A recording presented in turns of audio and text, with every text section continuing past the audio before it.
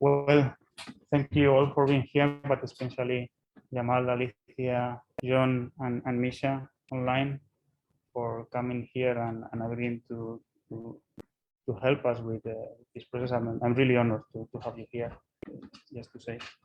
And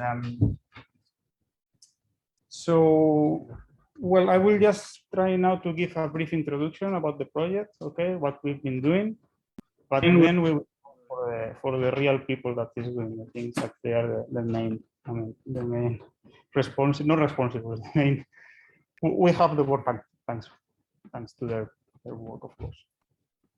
Okay, so hope this is working, should be working. Let me, okay, now it's working. Oh, no, not the other way. Okay, so I will give this introduction, and then, as I said, Javier Serrano will talk about our methodologies that we're using in the description of harmony generation. Alba de las Heras will talk about structured EUV beams towards nanospin orbit interaction. And then Luis Sanchez Tejerina will talk about our recent work in this part that we are going to go towards ultrafast magnetism in this really nice result he got about nonlinear chiral magnetism dynamics driven by structured beams. And at the end, Rodrigo will also show you some very recent work we are doing towards Fourier limited X-ray parosecond pulses. It sounds really good, yeah, but it's a first proposal we have, but we are really thrilled by this theoretical proposal. Let's see how it comes. So talking about the project, sorry. The motivation of the project is all the work we've done in our group in the past years about the structured ultrafast laser pulses. Yeah, this is something. Yes, I think just after I finished my PhD with Luis, we started working in how to imprint orbital angular momentum into harmony generation. At something that at the beginning was not very, well, we were just playing there and for fun, but it ended up with a very nice and fun research line that has been really successful over the last years. And this was the motivation to do this project and to continue in this research lines. So the main objectives of the project are these 4 objectives. Basically, you will see that everything in the project will be divided in 4. Okay, the objectives, the 4 packages, and everything, 4 talks. I mean, it's more or less like this. So one, it's one I think most of us in the field has this idea of trying to push harmony generation towards hard X-rays and sub-attosecond. Okay, this is one of the major challenges that we are facing, and we believe that using structured pulses we have some opportunities to go over the regime. In the second, there's also this emerging scenario, and here we have some of the top experts as Misha in pioneering the harmony generation or ultra-fast laser matter interaction in solid systems. Okay, this is something that we are also trying to, again, trying to adapt or to include these structured pulses into this scenario to see what capabilities we can learn and what new physics we can learn from this line. Well, I have the mask, but maybe I can take out. I think if you're speaking, you have a right to take off your mask. Yeah. Okay, and then in the third one, this is also very challenging too. Very challenging, I would say, which is trying to explore the spin orbit transfer at the nanoscale. Yeah, to explore angular momentum dynamics in the interaction with light pulses at the nanoscale matter. I think this is, I will tell you, this is we have some results. We are going in some directions, but also any idea you might have to help us with this, I mean, that will be really nice.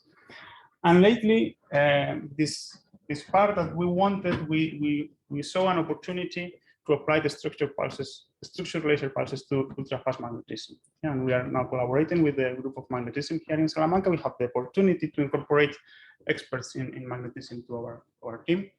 And with the goal, also a very challenging goal, to go towards atom magnetism. And again, we think we have an idea.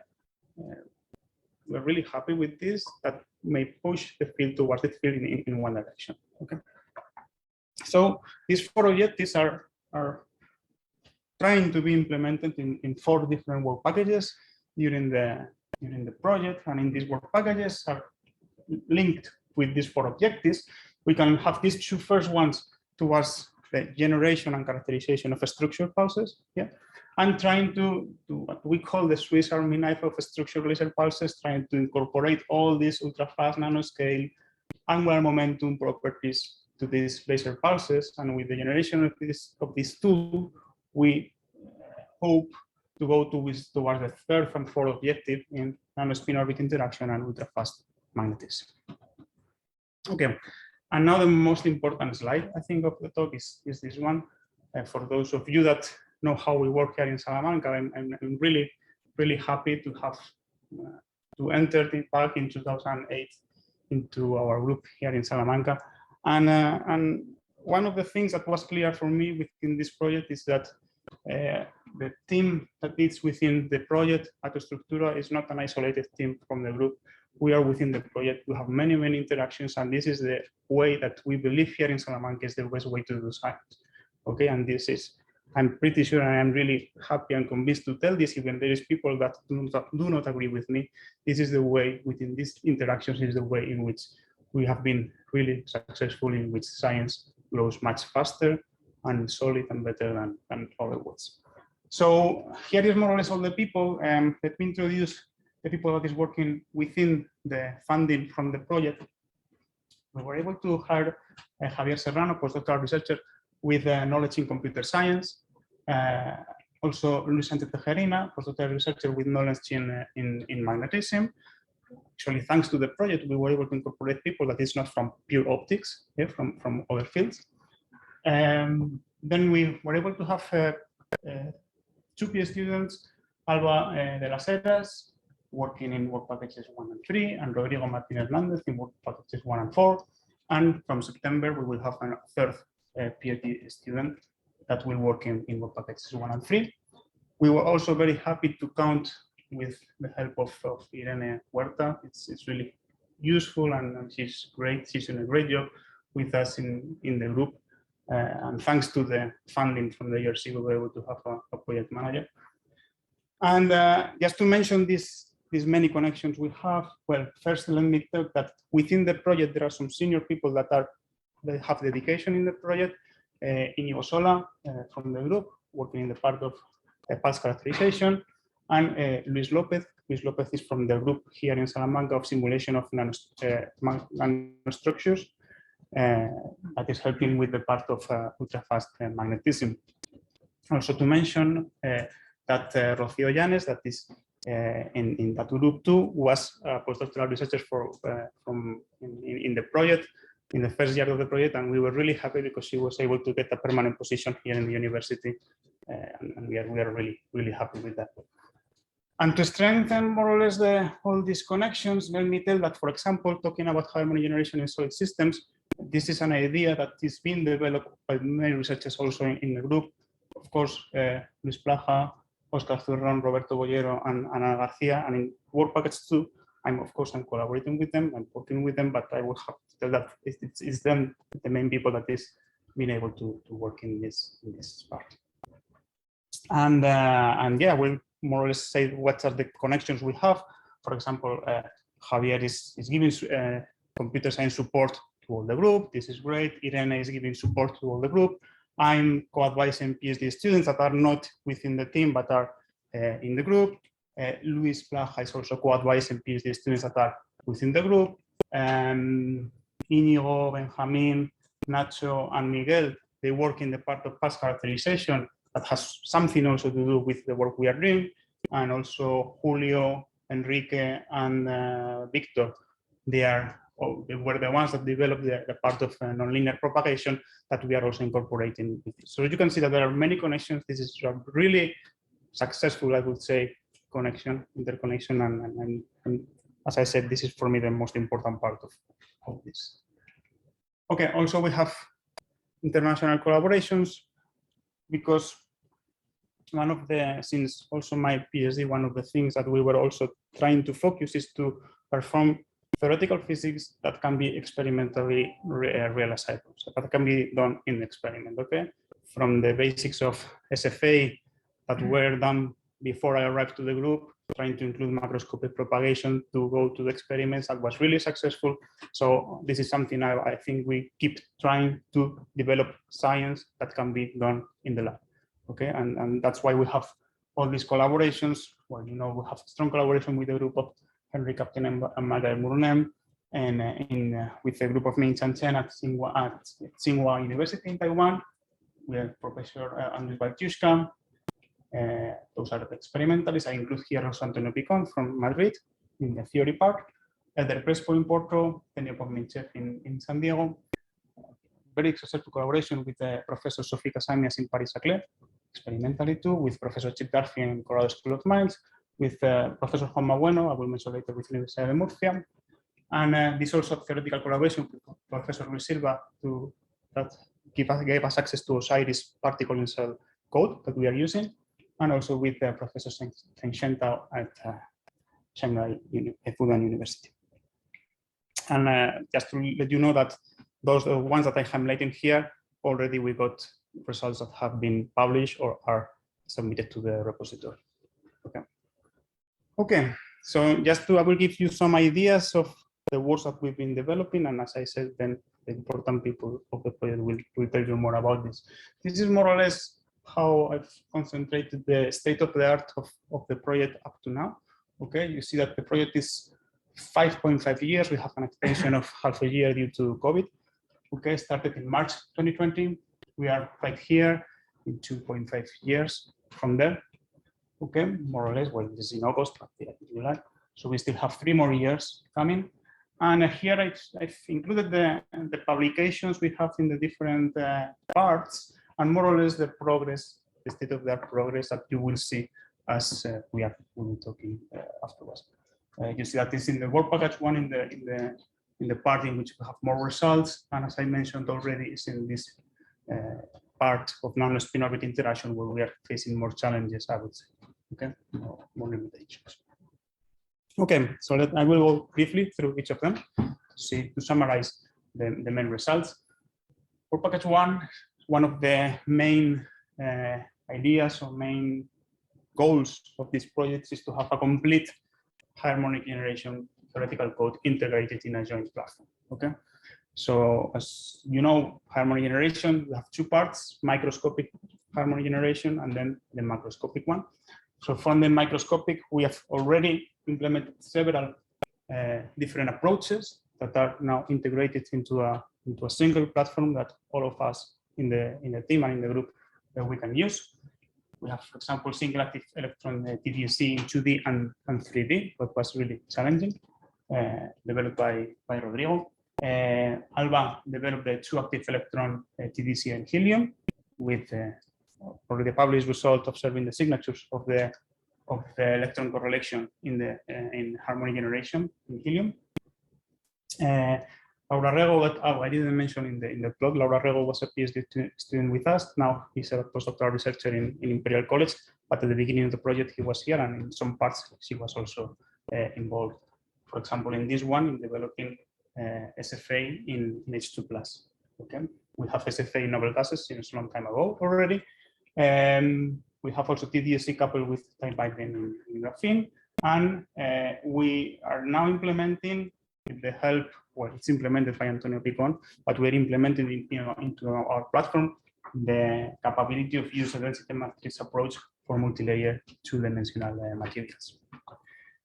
And as I said, we now integrate all these microscopic codes into macroscopic generation. For macroscopic generation, we have the ability, I mean, this is, let me remark that this is the key, it's fundamental to have the macroscopic description to study harmonic generation with structured laser pulses, okay? Because it's completely required to include all the angular momentum properties.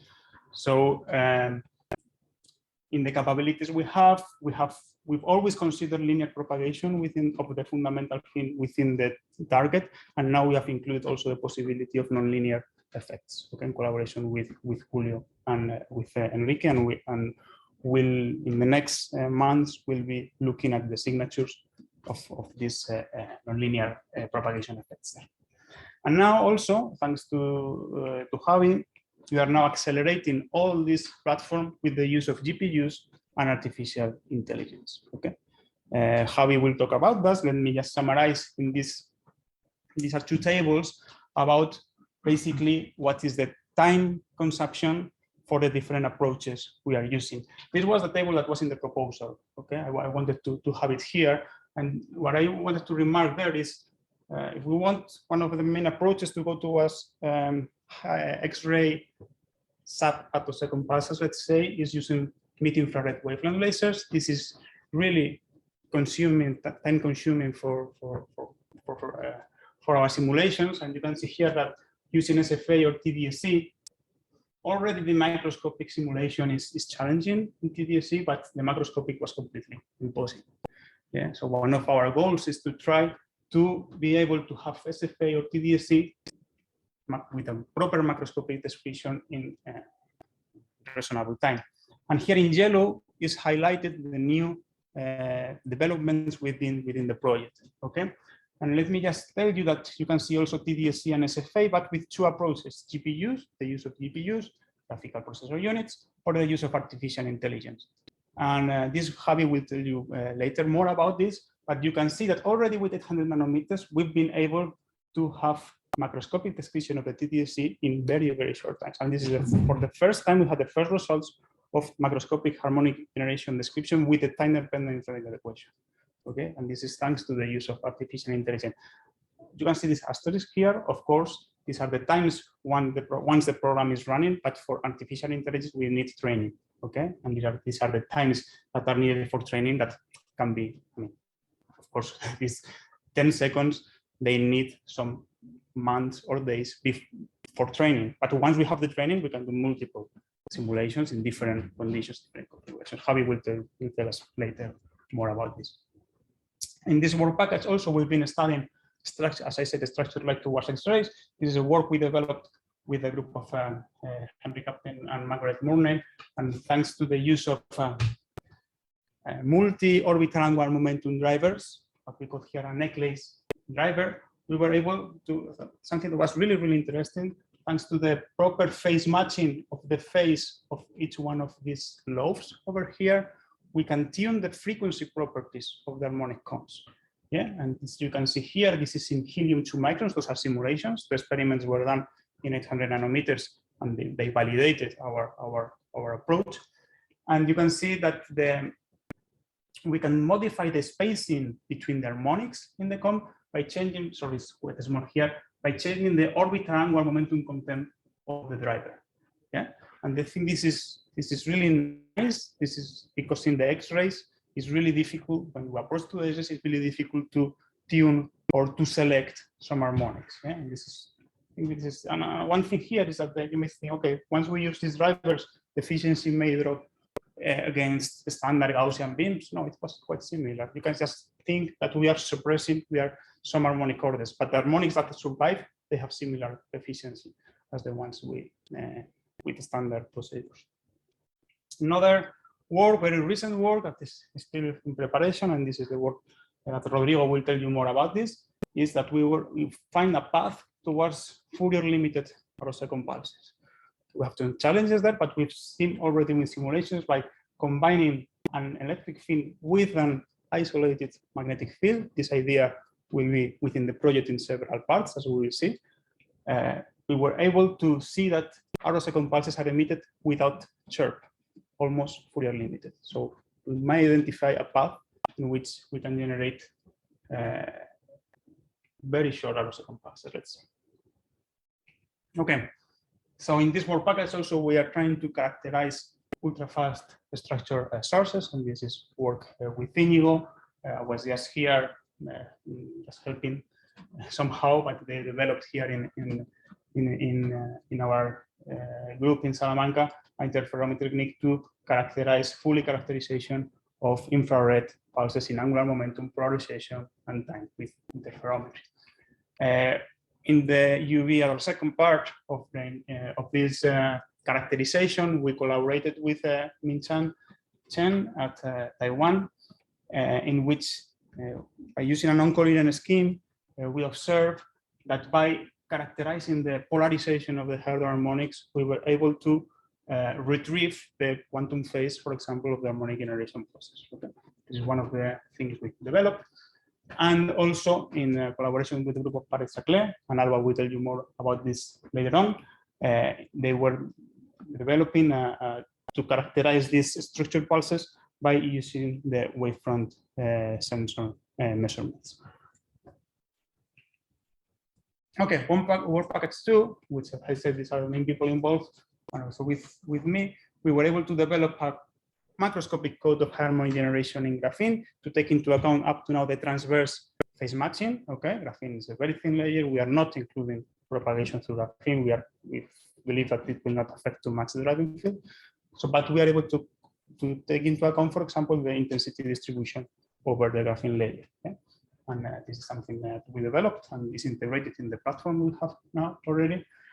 And one of the things we are looking now, and we are really thrilled and excited about this work, is to, thanks to this code of harmonic generation, macroscopic harmonic generation in graphene, we can now perform the first simulations of how angular momentum is conserved in harmonic generation in solids. Okay? And this is some result that is soon will be submitted, it's supposed to be submitted, developed by Ana García Cabrera, in which by, for example, irradiating a graphene sheet with a vector beam, we observe that the angular momentum conservations are not as easy as they should be. I will explain this a little bit more in detail later. Yeah, and also work with Diana. We studied harmonic generation in grazing incidents. Okay, this is something that has not been very studied up to now, but we observe that in this grazing incidents, the crystal symmetry, in this case it was a one-dimensional crystal, is imprinted into the wave packet evolution, and it appears that something like a Talbot carpet, as in light, but now in matter, in the wave packet evolution. And of course, if we are able to more or less to take advantage of these Talbot revivals, let's call it that way, we can increase or we can optimize the efficiency of harmonic generation in the recollision step to more or less to take advantage of this confinement of the wave function. Okay. As I said, well, as this work package will not be described in the later talks, I will just give a brief comments about this result of the structure of driving high harmonic generation in solids with vector beams. Okay, the motivation comes from this paper before the project started, in which we were able to observe that the anisotropic behavior of graphene in harmonic generation, yeah, which is basically by changing the direction of the polarization of the driving field with respect to the graphene sheet. Here we have the video soon. We can see that both the ellipticity of the harmonics and the intensity of the harmonics changes. Yeah, this is, of course, this is not happening in gases, which is all the work we did before. What is new here? Now we can think that, of course, if we shine graphene with an structured laser pulse, this will be imprinted in the response over there. So this is, for example, what happens in an anisotropic medium. Yeah, if we drive harmonics with a vector beam, let's say it is radially polarized, as the medium is isotropic, the harmonics are also radially polarized, and there you have the intensity and the phase of this kind of beam of the left circularly polarized projection. Okay, but if we radiate now a graphene layer with this kind of beams, the anisotropic behavior is imprinted into the harmonic beam, and you can see, for example, an intensity pattern is not anymore a ring, a pure ring like here. It is funny because we've seen that if we look into the left circular and the right circular components, we can see that each beam is like splitted into several beams, yeah, due to this anisotropic behavior. And we are working now in trying to understand the angular momentum conservation not within the whole beam, but within each of the beams. So it seems that angular momentum conservation, as we understood it before, can be understood within each of these beams instead of the whole beam. Okay, this is one of the ideas that we are now working. It's been really, really nice. Okay. So in work package 3, we tried to describe nano-spin orbit interaction. We need a non-paraxial approximation of these light pulses. One first approach, and this was a collaboration with Juan Mabueno in Murcia, was to study the effect of tightly focused structure beams in second harmonic generation microscopy, okay, in which we developed we use the Richards-Wolf approximation to describe the non-paraxial focusing of these beams. What else? And this is the work that Alba will present before. So in trying to approach this nano-spin orbit interaction, we followed the idea of, okay, let's see what happened with the propagation of structured harmonic beams when we don't have, let's say, a clean propagation or a propagation with eigenmodes. Yeah, this is one of the cases. If we have a vector vortex beam, it can be understood as two beams with different orbital angular momentum, which means that the structure, the properties of these beams will change upon propagation. Okay, but we were able to see, and this was a theory experimental collaboration with the group of Sophie Casames, Paris Saclay, that in fact in harmonic generation, the vector vortex behavior of these beams is kept. I mean, is maintained. Okay, and Alba will talk more about this. And the other approach here is, okay, if we want to interact these orbital angular momentum beams with at the nanoscale, we need that the nanoscale system, let's say molecules, atoms, or whatever, they must feel the phase variation, because if not, if they don't feel the phase variation, it's like a local field. One of the approaches we were thinking is, okay, let's try to go to high topological charge harmonic vortices, because in principle with harmonic vortices, shorter wavelength, we can focus more these beams, and if they exhibit a high topological charge, the phase variation is quicker along the azimuthal profile. So this is one demonstration that theory and experiment in which the highest topological charge that has been measured up to now in the UV, close to 100, with the group of Sophie Casames. This is one of the directions. Of course, if we could reach higher topological charges, then the variation will be faster. But this is something we will discuss later that has some problems. Okay, and then the last one is, last but not least, our work in ultrafast magnetism. And here the motivation is, if we look more or less at the timescales of ultrafast magnetism, we can see that since the late 90s, there was this work that showed demagnetization at the femtosecond timescale. And there's been a lot of work, and this Jamal will know it very well, in ultrafast magnetization at the femtosecond timescale. But there's still, in this regime of arrowsecond timescales, it is really difficult to understand, basically because of the thermal components, the thermal properties of these interactions here. So what we propose is based on this work previous again to the project. In this work, we demonstrated a theoretical proposal that has been also done experimentally already in the group of John Corkum, and similar approaches also here by Jamal. The idea here is to generate isolated magnetic fields, ultra-fast isolated magnetic fields, and I mean isolated from the electric field. Okay, so in principle, we think of a azimutally polarized laser beam.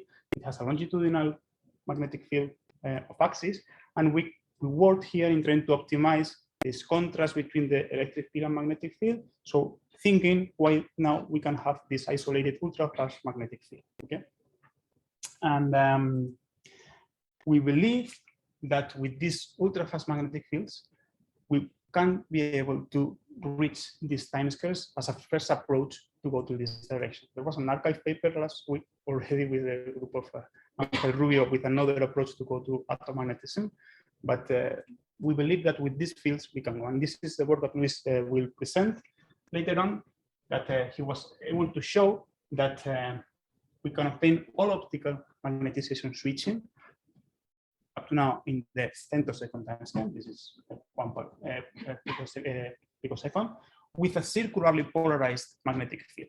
Just with a circularly polarized magnetic field isolated from the electric field, we are able to have this magnetization switching in that case. And we believe this is a route to go towards shorter magnetic pulses. Well, there is no fundamental limitation in principle, we're discussing about this, to reach this switching in shorter times.